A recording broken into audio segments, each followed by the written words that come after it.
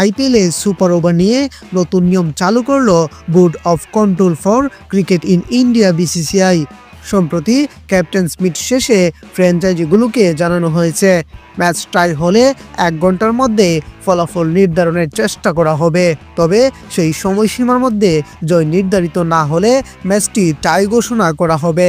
বিসিসিআইয়ের নতুন নিয়ম অনুযায়ী মূলত ম্যাচ শেষ হওয়ার 10 মিনিটের মধ্যে প্রথম সুপার ওভার শুরু করতে হবে। যদি সেটি টাই হয় তাহলে পরবর্তী সুপার ওভার 5 মিনিটের মধ্যে শুরু করতে হবে। 1 ঘন্টার মধ্যে কোনো দল জয় হতে না পারলে ম্যাচ রেফারির চূড়ান্ত সুপার ওভার নির্ধারণ করবে।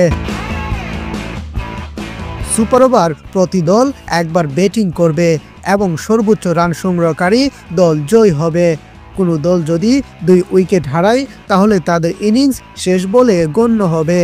পাশাপাশি প্রতিটি সুপার ওভারে একবার করে ব্যর্থ ডিআরএস নেওয়ার সুযোগ থাকবে।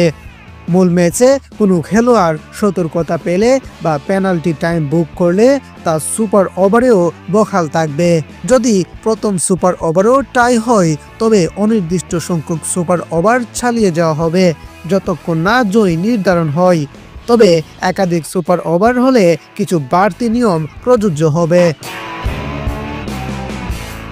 আগের সুপার ওভারে ব্যাটিং করা কোনো ব্যাটার পরবর্তী সুপার ওভারে ব্যাট করতে পারবেন না।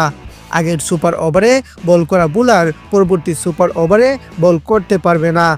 নতুন সুপার ওভারে ব্যাটিং ও বোলিং দল পরিবর্তন করতে হবে। আগের সুপার ওভারে যে দল দ্বিতীয় ইনিংসে ব্যাট করেছিল পরবর্তী সুপার ওভারে তারা প্রথমে ব্যাট করবে। সুপার ওভারের জন্য নতুন বল ব্যবহার করা যাবে না। ম্যাচে ব্যবহৃত বলের মধ্যে থেকে আম্পায়ার নির্ধারিত একটি বল বেছে নিতে হবে। কোনো কারণে সুপার ওভার শেষ না করা গেলে ম্যাচটি টাই ঘোষণা করা হবে এবং 2 দল সমান পয়েন্ট পাবে।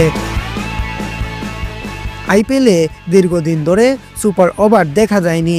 2021 সালের পর থেকে কোনো ম্যাচ টাই হয়নি। তবে বিসিসিআইয়ের নতুন এই নিয়ম ভবিষ্যতে সুপার ওভার নিশ্চিত করতে পারে এবং প্রতিযোগিতার উত্তেজনা আরও বাড়াবে বলে মনে করা হচ্ছে।